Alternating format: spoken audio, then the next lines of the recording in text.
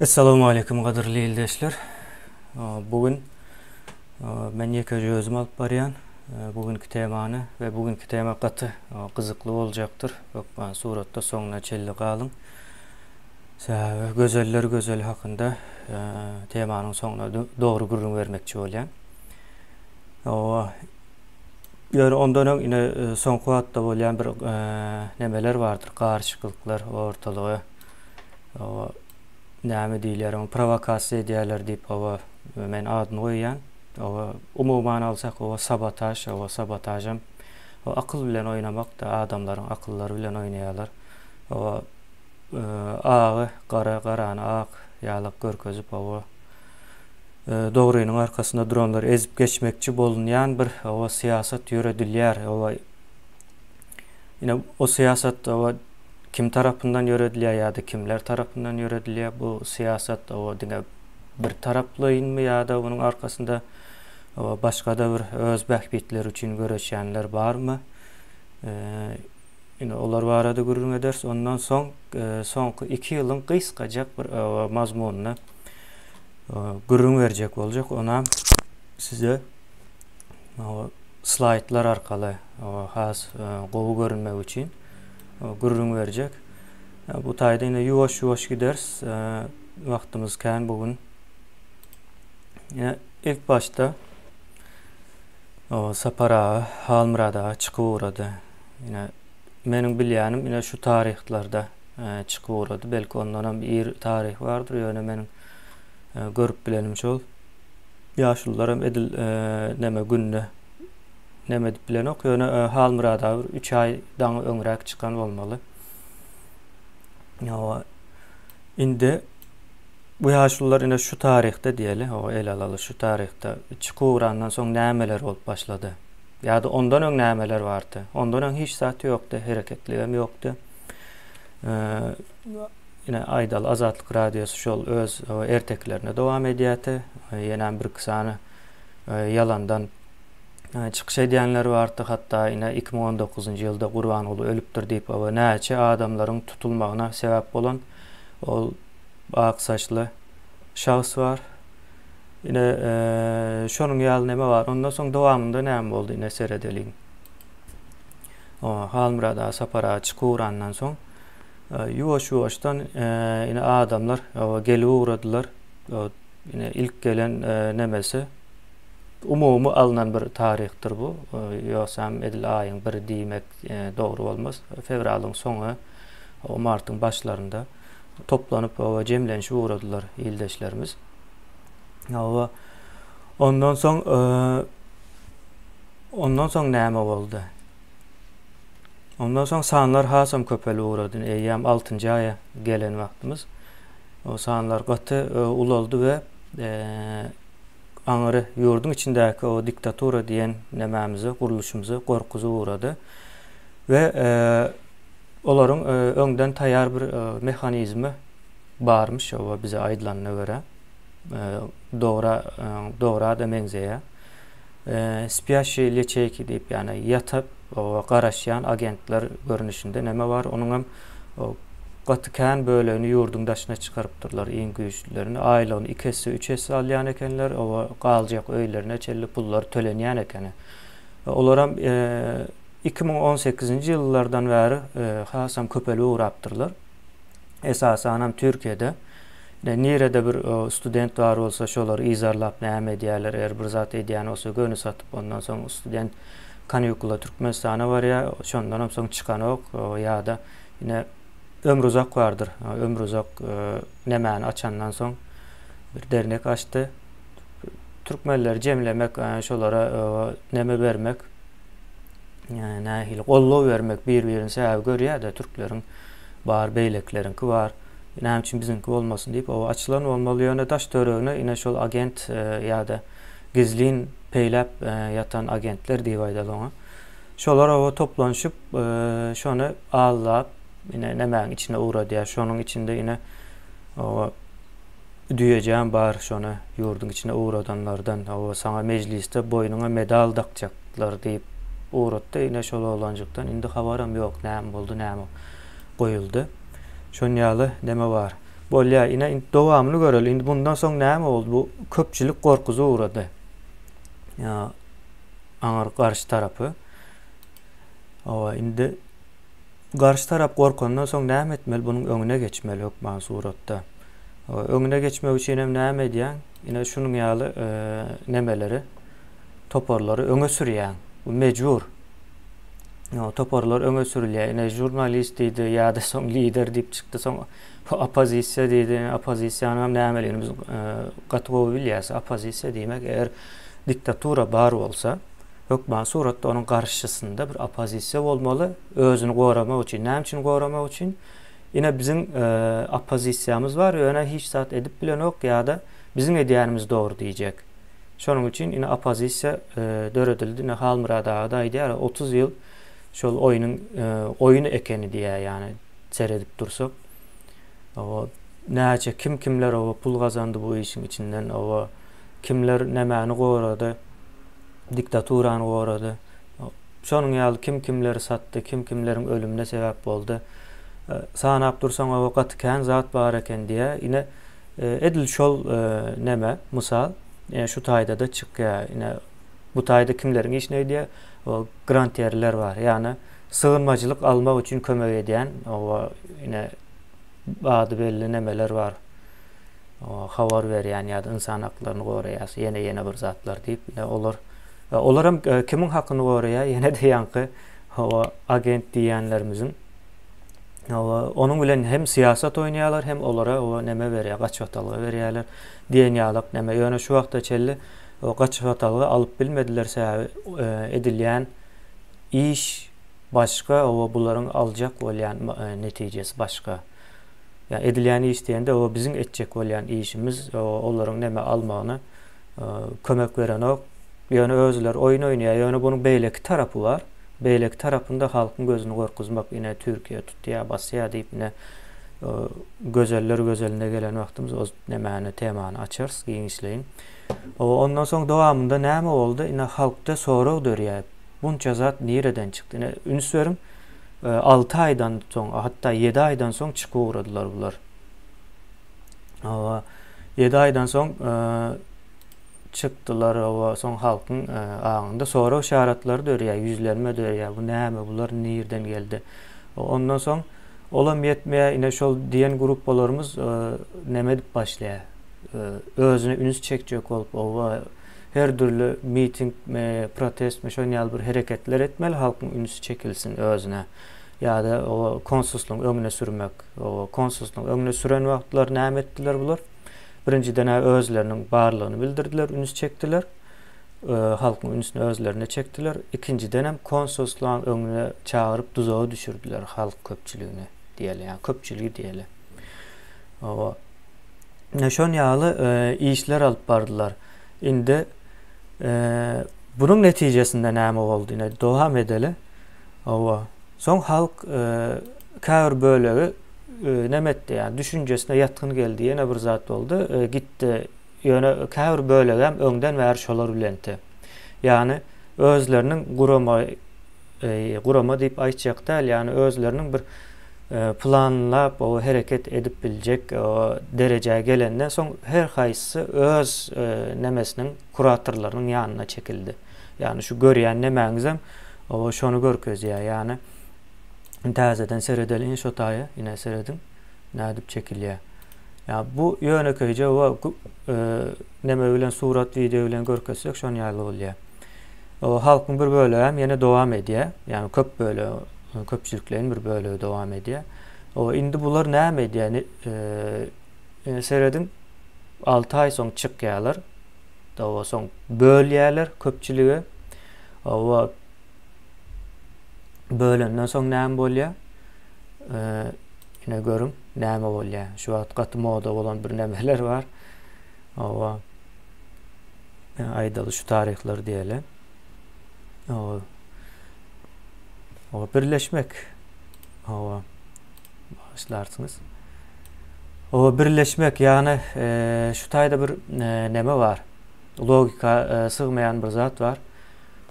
Sen 7 aýdan bäri gidip duran bir hereketiň karşısına çıkan yağlak olup bir zat çıkıyor.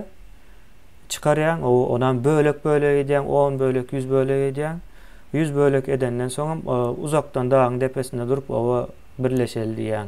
Yani birleşecek adam neme olar? Gelir yani. Mesela biz geldik yine 3. ay Mart aylarında men yadıma düşüyor. Halmırada Cana'dan baktım. Ondan sonra o Mart'ın sonlarına doğru Sapara ile haberleşip başladım. Yine şon yağlak görüyordu bu işler yani Maya çelli ondan sonra İyun'a çelli geldi. İyun'dan başladı bu nemeler, bölünüşükler. Yine o bölünüşükler neme sebepten başladı? Yine bu bölünüşüklerin başlamanın asıl sebebi diktatura. Yani diktatura diyen vakti dine Kurbanqulu aklınıza gelmesin. Kurbanqulu diktaturanın öne çıkaran, o sahnanın önüne çıkaran bir kurcağıdır. Ya da Niyazov sahnanın önüne çıkaran kurcağıdır. Ya da bundan sonra yine diktatörü ne kime diktatör saylamak istese elbette biz bundan sonra saylatmarız. Saylamak istese bir san kurcağı çıkarıyor. Yani diktatüra bir kuramadır yani. İçinde o kâne adam vardır. O esası adamlar görünmeyen işleyendir. Yani biz esası adamlara yine bir yıldan ağır aydıp geliyoruz. Birincisi açırsa ondan sonra Hırramışya'dan Umnov yeniden bir neçez nemeler var. Bunların hiçbirisi Türkmen değil. Ya da şol Orta Asya topraklarında doğulan adamlar değil diye aydalı. Indi şolar, şu mekanizm hükman suratda o diktaturan qoramalı. Qorama için yine o şul nemeni öğretmeli de. Ama şu bölünüşüyü öğretmeli. Bu bölünüşüyü öğretmesen halkın önüne geçip bolanak yani ulalık var ya. Indi bu tayda käbir ildeşlerimiz o böldüler, nemettiler deyip o kıynanıp bilerler. Yani şu vaatlar iş katı çalt gidiyatı, gereğinden katı çalt gidiyatı sebebi. Biz yine Mart aylarının sonuna doğru eyyem gürleşip başlattık. Yani Türkmenistan'da o devlet kuruluşu yok, o yok, bu yok. O demek bu zatları tazeden düzmeli. Yani bir zatı yani bozuk zatı düzeltmek yine fikir edin. O dövülen aynanı tazeden yapıştırmak mı ansat ya da tazesini alıp koymak mı ansat yani fikirlenip görüm.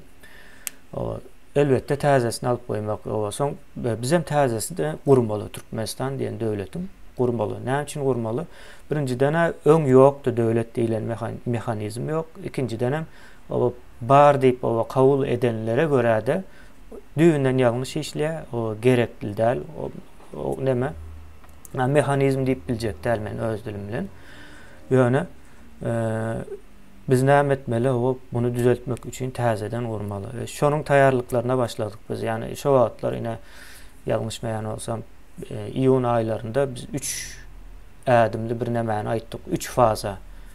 Yani halkın o yanlışı düşünme, fikirlenip başlama, ondan sonra kuramaçılıklı işlerin alıp barılma, ondan sonra yurdun içine barıp o taze Türkmenistan'ın o taze Türkmenistan deyip ad koyulmaktı. Yani yurdun içine girmek, yurdun içinde alıp barmak deyip aydılıptı.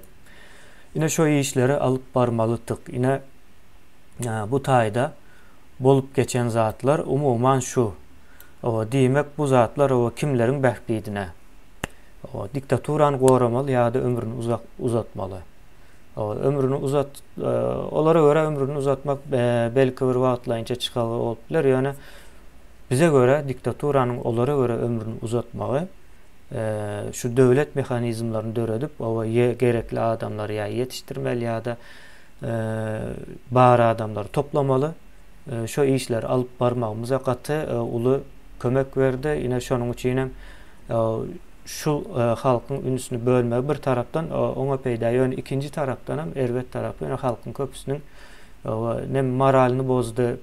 O käbir adamlar o yanlış düşüncelere girdi. O bir gezekte yanlış düşünceye girenden sonra özünü o düzeldip çıkmak kıyın. Ondan Türkmenin mentalitetinde katı kıyındır. Seha Türkmen nemeni özüne kabul ettirip bilen ok boyuna kiçiliği de bir taraftan hem öz Türkmenle yani daşar yurttan gelen adamların karşısında boyunu kiçi kıynansak da bulam bizim ervet psikologiyamız bolup kabul ediyen yani bu zatlar o düzelecek zatlar cemiyet devamlı tazelenip duruyandır. Her nesil gelende aydalı 20-25 yılda taze nesil yetişiyor. Täze nesil yetişende de täze cemiyet o döreye ya da täsirli bolan bölegi cemiyetin täze nesil bolýar elmi tama. Indi bu taýeçeli düşünükle dowam edeli. Indi dowam eden wagtymyz näme çykýar? Indi men bu taýda öňkü hereketlerden söz etmek isleýän, ýene-de taryhyň izine gideli. Öňler näme boldy? Ine bu taýda görýän o şahsyňyz o Halmurad aga, o Niyazowy 91-nji ýylyň o awgust aýynda protest edýär. O näme üçin protest edýär? O Niyazow o gizlenip bir aýa ýakyn ýalap wagt çykmandyr. O näme Sowetler dargandan soň ýene täzeden gelir, ýene bir zat bolar diýip o gaçypdyr, ýani ýok ortada diýe. Ýurdun nemesi ýok diýe, başynda bir adam ýok. O işläp dur diýe, döwletiň käbir guramalary nemesi, ýöne başynda durmaly adam ýok. O işler alınıp barylmaly, täze indi Türkmenistan o garaşsyzlygyny nemetmeli. O bu bir giden iş var, ýöne ortada Niyazow ýok diýe. Soň ine şo o Niyazowy o tapmak üçin diýele gözläp ýörmüşler. Agzyrlyk diýen bir topar var häzir, esasen hem şoňa geçmek isleýän. O ildeşler ine bu zatlary men ýörüýte siziň üçin köp wagtdan bäri gözläp, o okap, o ýa-da soramaly adamlardan sorap, dinläp, o bir näme düzdüm men muny. Hem xronически düzdüm, hem diachroniически edip düzdüm men bu nämäni. Bugünkü çykyşy. Yani tarihi izgiderlikli ve käbir meňzeşýän ýerlerini bir ara getirmek diýmek bolýar bu. Soň ine Halmurad agany aslında agzyrlykdan näme dipdirler. Ine gel biz nämäni girip bilemzok, protest edip bilemzok diýip Halmurad aga deputat bolan üçin gelipdir, ine nämäni açypdyr şo gapyny. Sebäbi deputatlaryň el degirmesizligi bardyr. Ýani näme bolýar? Polis ýa-da esker ýene bir zat hiç kim elini deýirip bilmeýär. Elini deýiren wagtda näme bolýar? Günäkär bolýar. Şonuň üçin diňe aýdyp biljek zat o belki o Halmurad o gaýrat et, bu taýda durma, o bize hem o näme gepe goýýan diýip aýdyn bolmagy mümkin. Deputatlaryň ine şon ýaly nemesi var. Indi o dowam edeli, agzyrlygy tanaly ýuwaş-ýuwaşdan. Size surat azrak ulanıp görkezeyin. Halmurad aganyň ine ýaşlyk döwri 91-nji ýylda Halmurad aga belki bunu görenem dälsiňizdir. Menem o birinji ezek görende hayran galdım. Ine bu agzyrlyk bagyşlarsyňyz şu ýokary tarapy görünmeýär maňa gelen o suratda şonu ýalty ýöne düşünüp bolýar agzyrlyk diýip ýazylanlygy.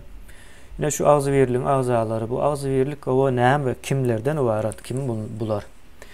Agzyrlygyň içinde esasen hem isleseňiz soň adyny okarsyňyz, men şu ad okap wagt ýetirip durmaýyn. İçinde şahirler, yazıcılar, ondan soň käbir alim diýip biljek adamlarymyz, ýani umumyň döredijilik adamlar var we döredijilik adamlara cemiyetiň pikirlenişine, cemiyetiň ösüşine täsir edýän adamlardyr. Ýani umumyň aýdyp biljegimiz iň gerekli adamlar o şo taýa jemlenişipdir. Ve aktif hareketler alınıp barylýan eken. Ýani Türkmenistanda 94-nji ýylda Açyrsow ýurdu ele geçirmezinden öň, eger geçirmedik bolsa diýeli, geçirmedik bolan bolsa da ine bu şahslar gaty uly Türkmenistanyň ösmegine cemiyetçilik tarapyndan, o medeniýet ýa-da kultura tarapyndan diýeli gaty peýdaly adamlar boljakdy. Belki kim biler, ýani syýasy partiýa da öwrülmegän ahmaldy. Türkmenistanyň şo wagtlar 94-nji ýyla çelli öňü gaty açyk ekeni. Hemme bolan zatlar 94-nji ýyldan soň boldy. Onuň hem sebäbi Açyrsow we ýurdun eline geçirmegi we dönüpler ýurdu Açyrsow satmagy ine Niyazow diýdi. Ýene-ýeneler var şo taýda we şonuň ýaly ine dowam edeli. Soň ine bu agzyrlyk topary näme boldy bu adamlar soň? Nire gittiler? Yine başka bir suratları. Değil mi? Yani nire yitirim oldu bunca adam. Bir kurama, tutuş bir kurama o sessiz yitirim ediliptir. Kim ediyor? Yine şu aradaydık bereme şu tayda iki saniye şahsın adına içecek yani şu tayda neme o Akbarat o Şirov diye son babba Göklenov diye yani Göklen deyip aydiyan ekenler Göklenov olmalı. Şimdi bu iki şahs yine Akmurat diyen o Akmurat o Şirov'u yukarı binanın yukarı katından aşağı o taşlaptırlar şu taydan ölüptür. Yani Kıba'nın eliyle öldürülüptür. Bu hemme tarafından şu vatka adamlar bilmeyendir. Hazırkiler bilmeyen değildir buna. Yine bilmeyen olsa bunu bileli menen bilem okudum. Ondan sonra yine bir ikinci şahıs. Bunlar en tesirli adamlarından biri az verlik deyilen nemenin hareketin. O Babba Göklenov bu şahsam o maşin tarafından hava kaktırılıp öldürülüyor. Yani yürüyte belli şahıslar var. Yani şol diktatura nemedip bilecek, hop salıp bilecek ileride sebep açırsa bunu planlayıptır 4 yılın 5 yılın devamında. Son o 94. yılda durmuşa geçiriyor yani kıynansak da. Edil şonun yağlı öňünden aras saçılığını geçiriyor. Yine şunun yağlı potansiyeli olan adamları yok etmek. O aktif olan o siyasi düşüncesi olan adamları yok etmek. Yine Halmurad Ağa'nın o şol 91. yılların sonunda olmalı yanlış yani olsam Halmurad Ağa düzeldir. Yurttan o çıkarılmalı. Ondan sonra 94. yılda Sapar Ağa'nın işten çıkarılıp o senin de yurdun daşına o neme gitmesen bolanok deyip nem otpuska gitmesen bolanok deyip zor ulen o otpuska uğradılmağı son iznadam o gelecek olan vakti yolları yapmağa karşı. Yürüyte edilen zatlar bunlar. Yine az birlik topar şonun yalı yok edildi. Yöne ne edip neme oldu? Yok edildi yani. Indi az birliğin adına ünüs verin. Ad, kova ad, Türkmen mentalitetine göre ağzıyır olmak gat süyücü bir sözdür. Yani bunun hoplu tarafı var. Ağzıyır olsan hükman suratta dostu düşmanı hemmesini almalı içine. Yine ağzıyırlığın içinde o düşman böyle köpeliptir. Yine hazırki aydıp bileceğimiz yine jurnalist yine bir zat diyen esasen jurnalist diyenler içine giriptir. O içinden yavaş çökördüp başlayıptır. O neticede o kimin näme diye kimin o näme tarafı eciz tarafını bilýärler kimin näme bir o eden bir cinayeti veya günahı var olsa şonu alıp yüzüne urup maskaralap onu yok edip halkın içine çıkmaz yağlı yine bir zatlar edip o kimler gaharını getirip o maskaralap yüreğardan öldürülenler hem var bu nemenin içinde ağzı verilin içinde katı kendir yine Saparağın üstünde toplayalar yine ünüs verýäňiz mi bilem ok gatyken toplayandır yine Halmurad Ağa goýýar Saparağa erwet diýerler. Bulam Kıba'nın iyi veren papkasının içinde yazıyor bu zat. Kıba yörüte bir papka tayarlap uğra diýär jurnalistlere. O papkanın içinde de edilmeli esaslı işler var. Bütün işler şonun daşında aylanmalı. O näme diýeli? Şolaryň bir ideologiýasy diýip aýdaly yani ideologiýa bolmaz da bundan yani düşnükli olmak için aýdan. Şon yazat olmasan o yamanlamalı misal için o Sapara o belki şansımıza diýendir de o yüreğardan gider son o belki halktan ama o hareket çıkmaz diýse bilýärler esasy hareketin öňüni çekýän ýa-da düşünjäni orta atan adamlar. Müsteren olsanız birinci ekrana çıkıwranlarym o Sapara Halmurad Ağa'dır ve 3 ayın içinde halkı daşına toplap bildi yani. Şol neme var, çekicilik var, aura var. Şonu görýärler. Şonuň üçin hem şu çekiciliğin nemäni özüni öldürmeli, maskaralamaly, ogru diýmeli, cümri diýmeli, bir zat diýmeli. Şol nämä getirýärler. Edil şon ýalam ağzy berligi bundan 30 ýyl öň ýok etdiler. Indi bize birleşin diýip ýa-da birleşmeýänligimize o gynanýan ildeşlerimiz var. O bizem birleşip şu ağzy berlik hareketi ýaly ine şu ekranda görýän adamlarymyz ýaly ýok bolup gidelim ýa-da biz elimizden o gaty ulu bir iş gelýär, o kellämiz gaty gowy işle, aklymyz käbir milletlerinkinden hem has ýokary. Hemme zady gaty gowy anyklap bilýäs we çalt öwrenip bilýäs we düzüp bilýäs. Şu işi etmäne dowam edelim ýa-da o hökümetin o yürüyte ýa-da hökümet diýmeýin diktatura Gurbanulyga da garşy bolupdylar. Buna ýadynızdan çykarma. Gurbanulynyň suragy dolan bolsa garşy bolupdylar. Edil Niýazowyň suragy doluşýaly. Niýazowa garşy da hereket etdirip bilýär. Ahramov şu jurnalistler, opozitsionerleri o yürüyte çıkaran bolupdylar. Ya bize gelen maglumat şonu görkezýär. Şonu ýaldy ýaýdýarlar. Eýem biz anyklap analiz edýäs. Gaty soňky wagt şol bolýan zatlar şoňa dogry gidip barýar. O arada da ine ýakynda sapara esasen gaty näme bilýär, maglumatlaryň köpüsi oňa gelýänligi üçin o gurrun berer nesip bolsa şolar ýaly ýok bolalmy ine agzyrlyk hereket ýaly. Ya da o bizi häzir goýberseler bizim işimize garşymasalar o ya da halkyň ünsüni bölmese biz gaty uly işler edýäs. Yani ine toprağı hususy eýeçilige bermek. Yani vatandaşlar ine size berilmeli.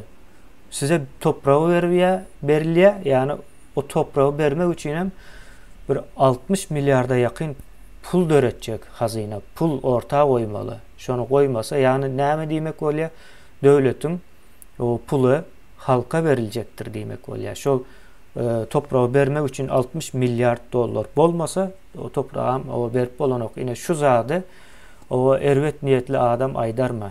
Aýtmaz ine şu wagtda çelli ýa Niýazowyň elin agzyndan o toprak beriljeğini ýandy şonça pulun boljagyny näme bilýäňizmi, bileňiz okmy aýdanok. Men eşdemok şahsan.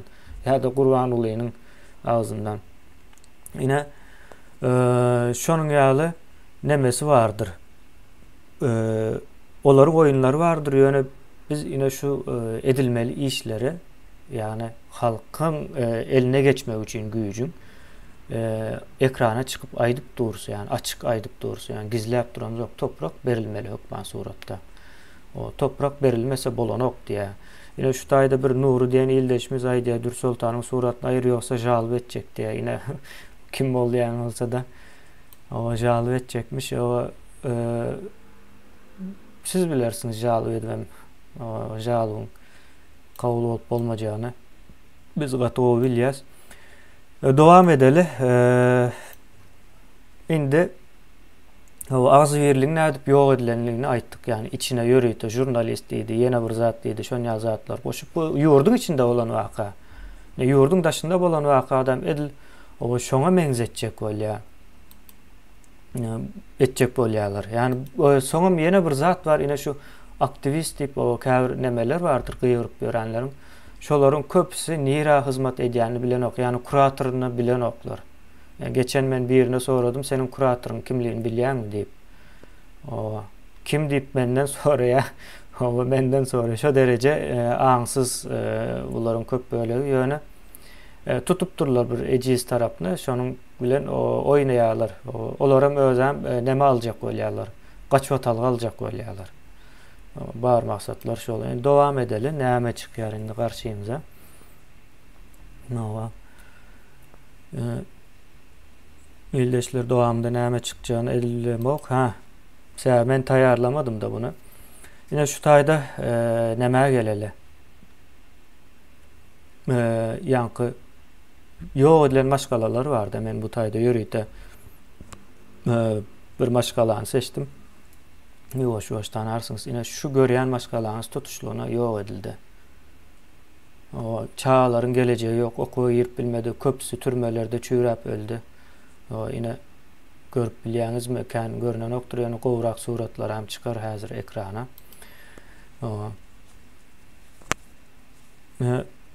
Şu maşgala ýok edildi. Bulam edil şol maşgalanyň o beýleki bir agzalary bilen bile. Bu has ýakynrakdan suraty ine bu Saparaganyň ejesi, ine bu doganlary we ýegenleri, gelinleri diýip aýdaýyn. Näme üçin saýlanym häzir aýtjak yani eger demetmeseňiz. Şu maşgala tutuşlugyna ýok edildi we gaty kän yani sany. Bulam bir toýda, bu toýda ine Saparaga ýurdun daşyna eýýäm kowulan wagty, yani 30'ga gittiğip zor bilen 30'ga uğratılıp soňam izine alınmadığı wagty bu. O bir toy bolupdyr, şo toydan suratlar. Bu ikisem Saparağanyň ağalary, özünden uly doganlary, ortadaky ejesi. O şular ine ýok edilen nemeler, türmede çüredilen adamlar. O indi näme üçin ýok edildi bu adamlar? Näme üçin häzir bunyň dowamy bar? Gaty gyzykly boljak. Eger sabryňyz çydasa bu işe. O näme üçin ýok edilýär? Bu suratda Saparagy ýokdur, meňzeýändir özünden bir ulusy. Gaty meňzeşler ýöne Saparagy ýok. Saparagy hem ýurdun daşynda. Şu maşgala ýok edildi. Ve bu maşgalanyň ýok edilmegi barada ne Azatlyk radiosu, ne başga bir neme türkmenleriň işledýän insan haklary nemeler aýtmaýan. Yani siyasata koşulmayan ýalakrak diýip aýdaly. O siyasata koşulmayan bolsa onda buyruklar nereden gelip biler? Elbette o siyasata koşulma diýenlerden gelip biler. Olam bilýäňiz o diktaturadyr yani. Diktatura diýmek ýene Gurbanoğlu Niýazow däldir. Olar diňe bir kuklalardyr. Diktatura giden bir oligarhiýadyr yani. Oligarhiýa bir topardyr. Indi diýmek ýanky agzybirlikden gorkuşlar ýaly. Käbir maşgalalardan hem gorkýar. Bir maşgalaň içinde bilimli, ýokary bilimli we düşünjeli adam köpeldikçe şo maşgala ýok edilmeli. Käbir sebäpler bilen. Diňe bu Saparanyň başgalasyny aldym, sebäp elimizde yeterli maglumat bolany üçin. Haýyş etdim, aldym çykarmak üçin ekrana. Bundan başga da yüzlerce maşgala bar ýok edilen. Özem bir gijede. Bu zatlaryň hasabyny näme üçin hiç kim soran ýok ýa-da halkyň habary ýok bu zatlardan. Dowam edeli.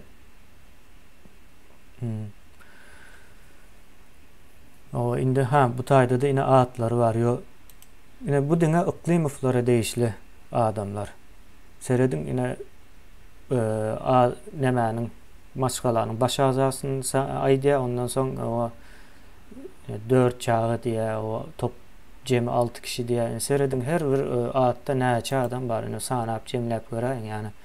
Yüzleri geçýär bir maşgalanyň içinde. Ine bularyň köpüsi ýok edildi, türmelerde çüredildi, köpüsiniň hem gelejegi elinden aldy, yani bir orta mektebede çağlaryny okuw berip bilmez ýalak boldular. Ine näme sebäpden şunça yani diýmek gorkulýan bolmaly da ýok edilmeli we halkyň habary ýok. Eger hakykatdan erwet bir zat edilen olsa halkyň hem habary bolardy. Şu adamlar tanıýaňyzmy? 27 san maşgala. Yani bir maşgalaň içinden 27 sany o kiçi maşgala nemeleri. Öýjükleri diýeň. Her maşgalada da ortalama 5 adam bar. 4 adam, 5 adam bar. Sonra yani soralar sorulmaly.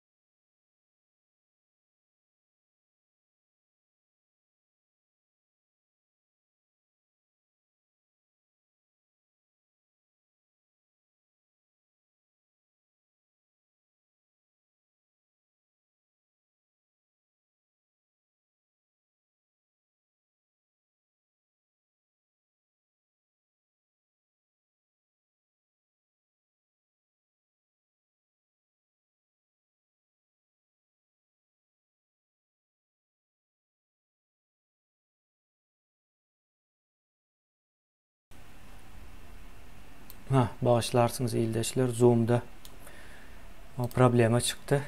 Zoom yapıldı özü. İnternette bir problemi olan olmalı. O tazeden yine devam edeli biz nememize. O mevzumuza. Yani tek katı kendi zatlar aydılmalı. O bu tayı yankı soradık yine bir maşgalı ya da yüzlerce maşgalı yoğdildi. Bu dine iklimifler değil de yani katı kendi var. Olaram yine ildeşler yine sizem gözleştirin görün yani ben şahsen kızıklandım o daş dövrümde kimde näme malumat var olsa toplayacak oldum. Ve neticede bir zatlar elde edip bildim. Yani siz özünüz gözlep tapıp bir näme edip bilseniz hasam gowy bolar. Bu mesele. Indi o devam edeceğiz.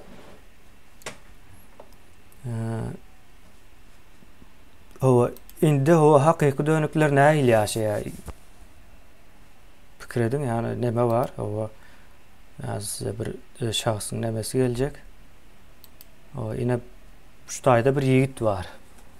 Bize gelen maglumaty görä adyna, hakyky adyny aýdym durmaýyn, lakabyny aýtsam ýeterlimi kendi yani Açardaklıyan diýip aýdýamyşlar bu ýigide. Açardaklıyan. Bunun ejesinin hem adı Towşan aptekçi diýerler. Öýünde derman satýar. Indi bilýäňiz derman satýanlar kim bilen işleşmeli? Türkmenistan içindäki meheme bilen bile işleşmeli. Näme üçin bile işleşmeli? Sebäbi meheme olara ýöreýte bir näme berýär.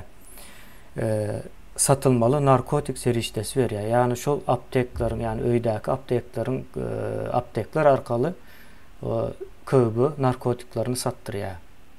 Şonun için eğer şu işi etmesen yani meheme bilen bile işleşmesen edip bolmaya yoksa onun patentini almak o 1 milyon doların üstünde diýip aýtdylar. Geçen ýakynlarda soradyk. Aptek işletmeň öýde 1 milyon dolar diye.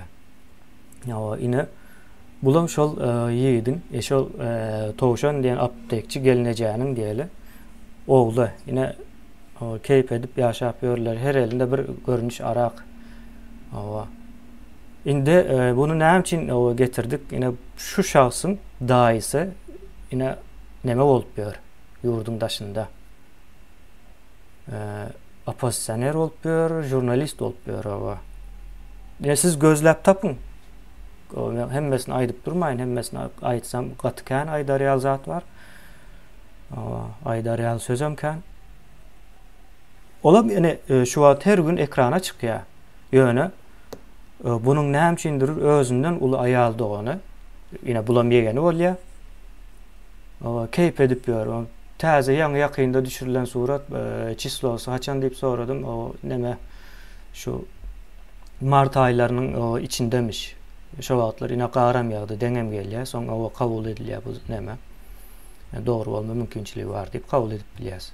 Bolmasa da ondan öňki ýyl düşürildi. Yani neticede ýakynlarda düşürilen surat. Nädip bolýar? Bärde opozisyoner bolup ýören, jurnalist bolup ýören adam aýal dogan aptek işledýär. Aptek işletmek üçin meheme bilen bile işleşmeli, mecbur. Näme üçin? Sebäbi mehemenin berýän narkotiklaryny satyp bermeli. Bunu hemmekim bilýär Türkmenistanyň içinde. Öýünde aptek işledýänlerin näme işler edýänligini. Indi şunun daýysyny ine siz tapyň ildeşler. Kim? Tapyň ine şunun daýysyny. Ýurdun içinde ne keyip edip ýör. Özem gaty näme diýerler, gurrun berdiler. Edil ýegenler ýalak hereket edýärmiş. Gaýymaýy öňünden çykaýsa, polis çykaýsa gülýär diýär üstünden. Şo derecede arkayın. Şu derecede arkayın. Indi yankı şol ine bärde çykyş edip ýören o jurnalist diýenimiziň aýal dogan ýani Towşan aptekçi näme diýärmiş? Bu koronavirusy gaty bereketliken diýärmiş keseli. Ine pul gazanýan diýärmiş. Koronavirusy gaty bereketli. Edil ýaňy ýakynlarda aýdylan söz bu. Entek bir aýam bolan nädir? elimizde gatykän maglumat var. Yani maglumatlaryň o 99% ýurdun içine düşýän. Ýurdun içine baran wagtymyz o kimin nira hyzmat edip o yalandan o halka garşysyna çykyp opozitsioner bolup jurnalist bolup görenleriň aslında o hiç ýelam opozitsioner hem däl jurnalist hem däl ekenligi ýurdun içine baran wagtymyz belli boljak. Yani häzir aýtmagyň peýdasy ýok. Yani bu zatlar aýdandan soň bu adamlar cezalandyrylmaly, suwdun garşysyna çykarylmaly. Şonuň üçin hem häzir diňe 1%-ni aýtmak bilen yetinmeli bolýas biz. Yeterli şol. Hawa. Ine ýeneden bir aýdylmaýan taryha geleli. Ine bu taýda sesimi ýumşatmak isleýän. Hawa. Türkmenistan Cumhuriyetini guranlar barada bilýäňizmi? Gatykän adam bardy. Men şu wagtymyz gysga bolan üçin iki sany esasy şahsy gürrüň berip geçmekçi. Ine Gaýgysyz Atabaýew diýip adyny soňky 1 ýyl 2 ýylyň içinde gatykän eşdi uğradyk. Yani kimliğini ýa-da suratyny gördük biz bu adamyň. Ine Türkmenistan o Cumhuriyeti üçin göreşen, yani şu Türkmenistan Cumhuriyetini döremegine gaty uly koşandy bolan adam. Ine şu adamyň heykeli bolmaly Türkmenistanda. Ýöne ýok, suratynam göreňiz ok şu wagtda çelle. O nähili adam bolandygyndan bileňiz ok. O Türkmenistany o gurulmagyna, yani Türkmenistanyň 96 ýyllyk bir respublika diýip aýdylýar. Ýöne gurulan wagtda Cumhuriyet diýip ad beripdirler. Şu Cumhuriyet adyna eýe bolmagyna iň uly koşan adam ine Gaýgysyz Atabaýew. Başga da ýandaky adamlar var. Olar hem soň nesip bolsa aýratyn yeri geldiğinden aýdar. Yani söz bermeýin şunuň hal edip çykyş edipler diýip. Yani wagtymyz gaty çäkli. Bu zatlary men gaty köp wagtdan bäri taýýarlanyp şu güne nesip boldy. Ondan soň ýeneden bir şahs var. Ine ýene bir aýtjak zadym bar. Ine bu adamlar watançy we milliyetçi adamlar. Yani şu adamlaryň heykeliniň çykarylmaýanlygynyň iň esasy sebäbi milliyetçi bolmak. Yani şu türkmen kimligini gizlemek üçin ýa-da ýalňyşdyrmak üçin türkmeni edildiğinden başka bir zat edip tanıdýarlar. Soňky esasy anam 30 ýylyň içinden ondan öňki kommunistilerin propagandalary bardy yeterli. Yine ýeneden bir tanalmayan bir şahıs Türkmeniň iň siyasi taýdan gaýdusuz bolan adamlarından biri Şaja Batyrow diye. Şaja Batyrow kim? Türkmenistanyň birinci sekretary olan adam. Ýaş halyna birinci sekreter bolup bilen adam. 2 ýyllyk birinci sekreter bolup galýar. 2 ýyldan soň aýrýarlar, howplu görýärler bu adamyň düşünjelerini. Düşünjesi näme? Ine şu Türkmenistanyň territoriýasynda ähli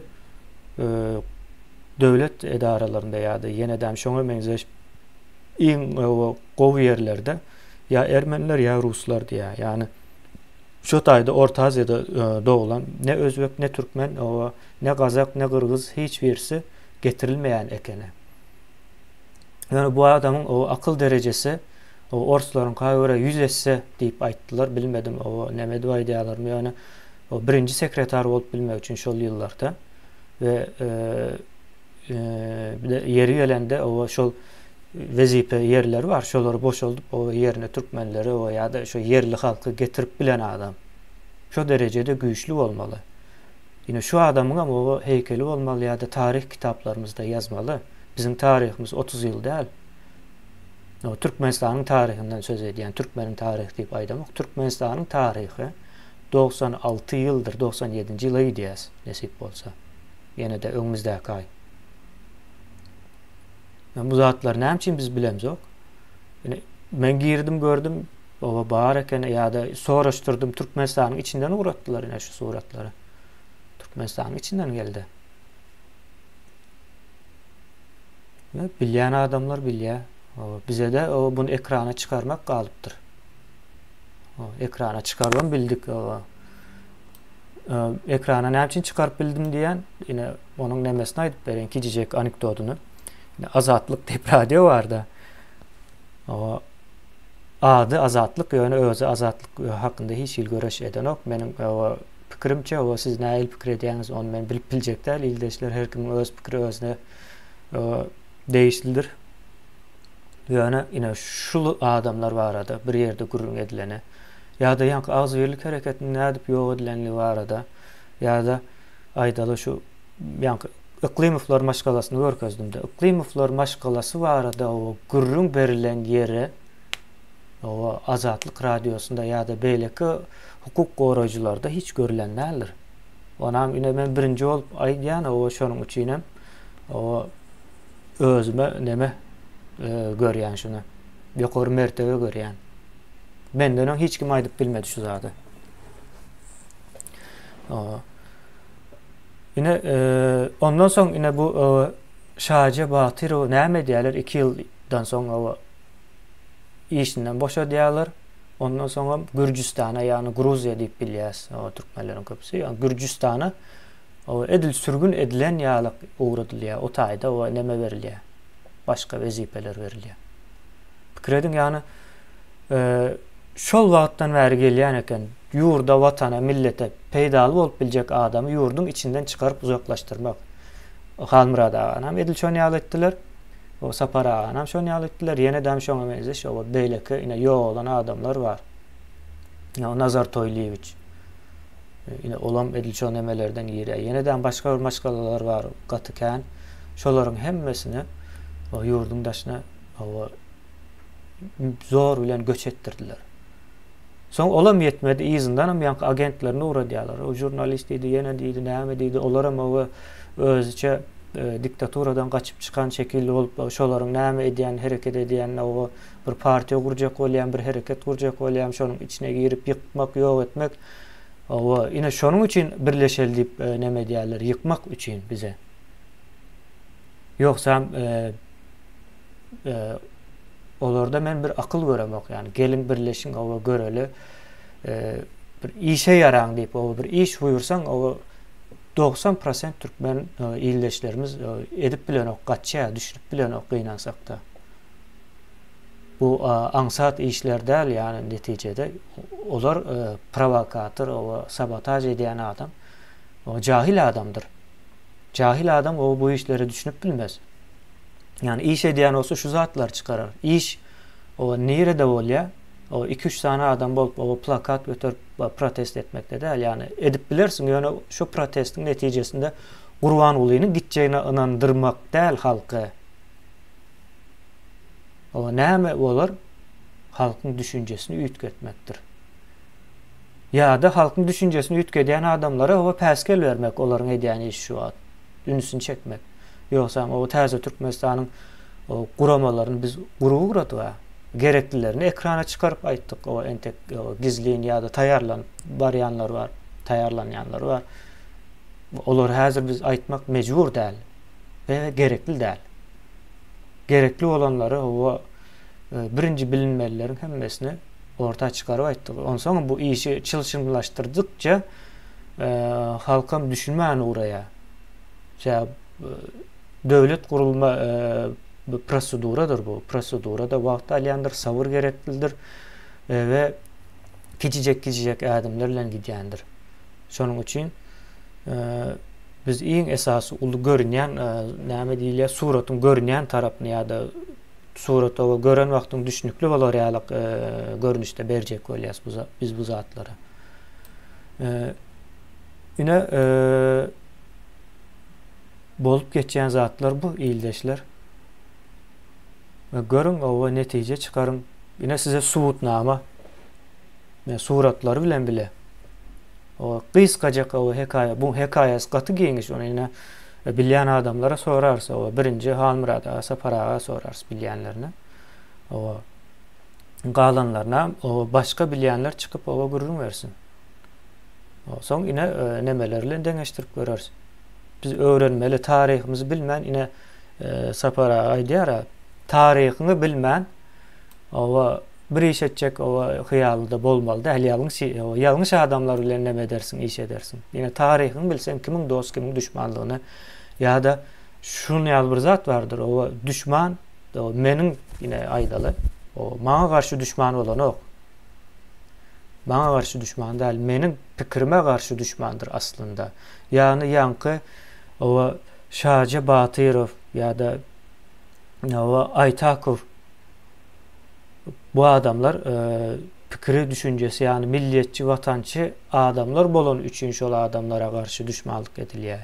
Ya da şu vaxt hiç değil olurdan söz edilmeye heykelleri yok. Yine şol mesele. Indi bu tayda bu temanı yapalı. Indi bizim o gözeller gözeline gelelim. Ben bunu en sonuna koydum. Sebebi yine Dür Sultan Tağanova vardır. O döredilen bir kahramandır. Ne için döredildi? Bunu hem kahraman edip halkın ünsünü ona vermek, yürüyte saylanyandır. Yaş olmalı, odan rak olmalı. Gözel dip yazdım. Ondan gözel kızlarım katıken. Katı görmesin benden.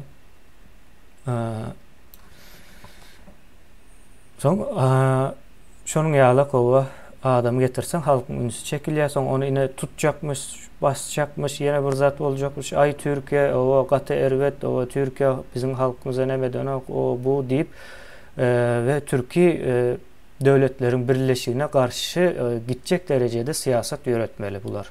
Halkın beynini kirletmeli. Doğru değil mi? Onda bu işi o nerede olup barmalı? O birinciden bunu kahraman yasamalı bolýan. O kahramanım ne yasarsın yine o tutturarsın. Yine size yönetecek bir soru soracak. Şol en ulu konsolosluğun önüne çıkan vakti o neçe yüzlerce adam vardı. Yönedin bir sancık gözel kıyız aldılar içeri. Ne için aldılar? Odan deyip aldılar mı? Kredip görün. Ya da polise o hakaret değil ya da polise sövmek, üstüne topulmak ve ruhsatsız miting ettiği için alındı mı? Ben size gurur verecek. Yine benim 2-3 tane advokat, o 10 yıldan beri tanış olan dostlarım var. Bile öyde kaldık. Birisiyle hatta beyleklerle onun bilen öyde kalarım için, onun dostları olan için benim hem dostum bolýar. Tanış umuman. Indi ben o advokata aytdım. Şunu yaz bu bir bizim vatandaşımız o tutulupdur. Şonun nerdeliğini bilip bilersmi deyip. Sonra aytdı o adın familyasını aytsan bilersin dedi. Sonra adın familyasını ayttım, gitti adliye vardır. Adliye demek adalet öyi demek Türkiye'de. O adliye vardık, soradık, sonra nerdeliğini nemetti. Şu tayda bolup biler deyip ayttılar. O son biz gittik. O advokat dostum bile ben gittim. O neme Silivri'ye gittim. İza o uğratma merkezi değil ya da. Sonra o taya vardık. Sonra benim advokatım içeri girdi. Beni sokmadı. Advokat olmasan içeri almayan ekenler yoksa ben hem girecektim. Yönü girmediğim kovu oluptur. Onu yine aydıp verecek. Yine advokat içeriye giriyor. Sonra Dür Sultan'la görüşüyor. 15 minut vakit veriyorlar. Advokatın elinden Dür Sultan'ın dosyasını veriyorlar. Sonra dosyanın içine seyrediyor. Dosyanın içinde o polis hakaret ve ruhsatsız miting deyip yazıyor. Sonra Dür Sultan o nemettin deyip o soraptır. O meninki siyasi diyemiş. Sonra dosya seyrediyen diye o siyasi hiçbir yeri yok diye. Bu zat o günde olup veren zat diye de. Günde o 3-4 İstanbul'un içinde o 3-4 yerde bolyandır diye. Onun yazatı yok diye desem. Ne edip bolya deyip soradım diye. Son bilemok diye. Son men advokatım aytdı demek deydi bu kızı bir öğrediptirler. Näme için näme zady aýdýanlygyny özem bilen ok. Yani şol bir zady gaýtalap dur diýdi. Indi Dür Sultan näme üçin gurrun berýär bu advokata? Her bir advokata gurrun bermez ha. Seni kim uğratdı deyip soraya. Olam Merdan deyip cevap berýär. Tebii ýagdaýda. Merdan meniň adım. Dür Sultanyň o bir garaşýan advokaty bar eken, onuň o tutmaly oğlaryň ady Merdan eken, ýani başga bir ady bilen Tontiş diýerler oňa da. Lakamy Tontiş, onu köp adam tanaýandyr. Soň olam şol mukaň diýip pikir edip o gurrun berýär. Ýani men diýe o Ýewropadan gaçyp atalgaljak diýermiş. Meniňki şonuň üçin siyasi diýermiş. Ýene şo taýda Dür Sultan tutulýar. O oyun yani oyunu biz bildik. Yani o oyunun yüpünü uzun koyuverdik yani. Seredin 1 yıl oldu. 1 yıldan beri o şu vakta çelli aytmadık ya bunların bunu PR edip ulanacak yerler var. Ondan sonra bizim hem o aydasa o 100%'ın dine 1% yeter hazır yurdun daşında aytmamız bunların ediyen hokkolarına. Ondan sonra devamında näme oldu? Dür Sultan o ay bular Azatlık Radyosu'na çıkarıp o kimliği belli olmayan biri gelip o Dür Sultan'ı korkuzuptur diye. 15 minutun içinde Dür Sultan'ı o ne edip yetişsin. Advokat adam korkuzar mı? Korkuzan olsa kartışkasını koyuptur advokat. O bana can etmek istesen yine deyip koyuptur. Ne için can etmedin? Yani o advokat yani dostum olsa da şunun vaktini aldım. Özüm katı uzak. İstanbul'un katı uzağında 4 saat sürüyor yolu. Yanlış bilmeyen olsam. Tutuş bir günümüz gitti. Yani şu günün pulunu ben öz cübimden töledim. O hatta hasaptan uğrattım. Gerek olsa şunu görkez ben bilirim. Şu tarihte o şol neme için tölenliğim var arada. Ben onu yazıp aldım. Ondan sonra bularım ay deport edecekmiş, ediyormuş yani aslında Dür Sultan o sen çık bu tayda o 3 aylap karışma o sen ya Türkiye'den bir zatlar etti. Yok o ben Avrupa'nı isleyen diyemişti oğlum. Avrupa'da vermedi. İnanma ya onun yal zatı yok ildeşler. Yani benim uğradan advokatım dosya seredip şonun o siyasi bir zada hiç ile yakınlığı bolmayanlığını bilen adam o näme üçün Avrupa'daki o sana o neme verecek adam bilmeli değil. Akıl var, o mantık var diyorlar. Bu zatlar bilinmeli. O indi näme bolýa? Bolýa soň o Dür Sultandan ýerler. O sen indi git diýer o git o. Sana bermeýärler bu taýda oturma diýerler. Soň Dür Sultan o çykýar, ona o da var alan neme diýerler. Ay bizim advokatymız çıkardı, o çıkardı, bu çıkardı diýip. Soň ýyzynda Dür Sultan o başka bir sebep bilen tutulýar. 4 sany madda var dosyesinde. 4 madda olam o hem Hamragül diýip o bir ildeşimiz o Dür Sultanyň oğuldaşy şonuň öýünde tutulýarlar. Ondan soň o şol Hamragül diýen ine ildeşimiz Dür Sultanyň öýünden kowandyr. Şoňam seredin ine nemeleri vardır. Hemme zatlaryna köçä zyndım diýip eden yazan nemesi vardı yanlış meyan olsam yazgısını okudum Telegram bir gruppada yazıptı. Onda o soň näme bolýar? Näme üçin şo taýda soň o bu Hemragül diýen ildeşimizin öýünde Dür Sultan o polis tutýar basýardy. 4 madda var içinde de dosyesinde. O 2 maddasyny aýdaýyn o beýleki ikisini men aýtmak islämi okata agyr gelýär maňa onu aýtmak. O birincisinde narkotik saklamak var arada. Seredin narkotik saklamak var arada. O narkotik çekmek ya da o satmak değil. Öýünde narkotik saklamak var arada. İkincisi hem o maşencisi yani dolandırıcılık ya şoňa benzeş neme var arada.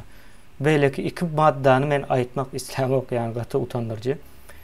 Şu ikisem yeterli. Soň şu sebäpli bunun suudu olmaly. Suuda bellenlen wagty var. Soň şoňa çağırýarlar. Dür Sultanam barmaya, kaçıp diyor şu vakta çeliğin. Yine her gece ekrana çıkıp aydiyara meni polis çağırdı, basış etti, yok deport edecekmiş, yine bir zat diyara aslında o zat değil. Onun şu yankı narkotik ya yine bir zat meselesinden sebepli o neme çağırıyorlar suda, suudun günü var, barmalı, suda barmaya, suuddan kaçak düşüyor. Yani suda varmasan onun nemesi has uludur. Son neme diyorlar yine tazeden o çağırmalı da her gece olan öz günahsı. Bu zatların o suratnam yani Kıdasyanın suratnam yine bizim elimize ne edip geçti?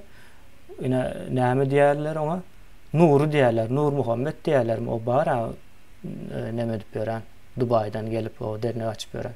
Yine şunun neme kömöğüyle bizim elimize geçti.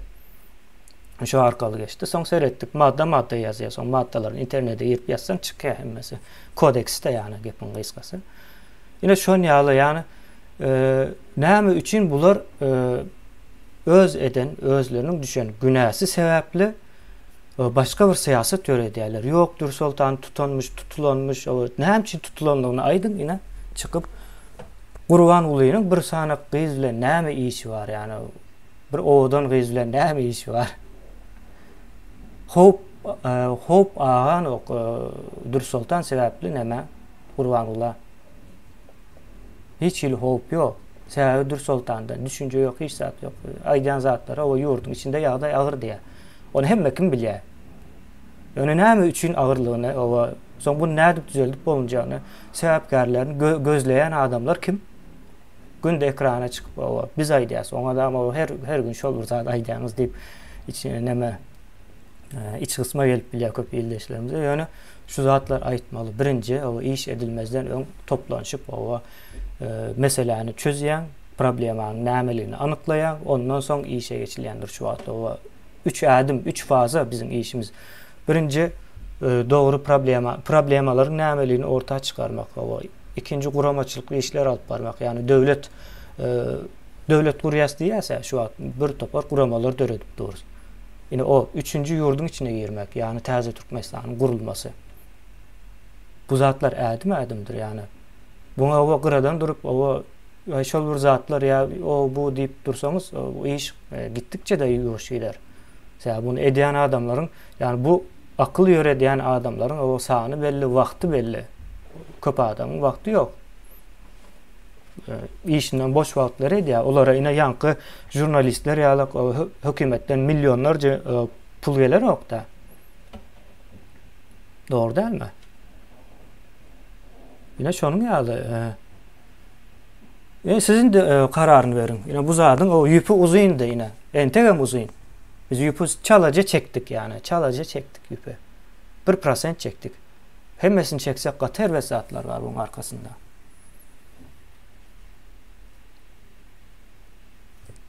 O ildeşler.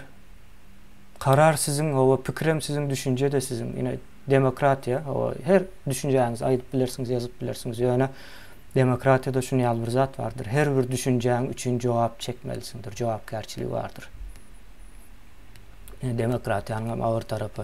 Şonuň jogapkärçiligini çekmesen, yine şu ýanky oýunlara o goşadurnaň içinde yine göt açylýar da, bağışlarsınız. Başka türlü aýdyp bolanok bu nämäni ýagdaýa. Yine şonuň ýaly ildeşler, ben dinläriniz üçin köp sag bolun, ullakan Taňry ýalkasyn suw içmän, dem alman aýdyp bildimmi käm diýip pikir edýän. Netijede bundan soň sizin oyun gaty uludur. Biz gaty kiçijek bölegini aýtdyk, gaty kiçi bölegi bu. Ýöne bizim indi alıp barýan işlerimizin köp bölegi wagt aýyrmaly, pikirlenmeli we ekranyň arkasy bolan üçin ekranyň öňüne çykyp bu zatlara wagt aýryp bilemiz. Ýöne belli bir wagtdan soň seredýän de bu oyun gittikçe neme diýär, çizginden çykyp barýar, çizginden çykarýarlar. Yani ýürek bulunca olup barýar. Şonuň üçin buna belli bir ýerden soň dur diýmeli hökman suratda. Yine onuň ama yine çykyp 1% çyk dur diýip aýdyp bildik. Wagt tapyp. Sağ olun ildeşler, meni dinläriniz üçin. Giýjäňiz haýyrly bolsun. Giýç ýaxşy.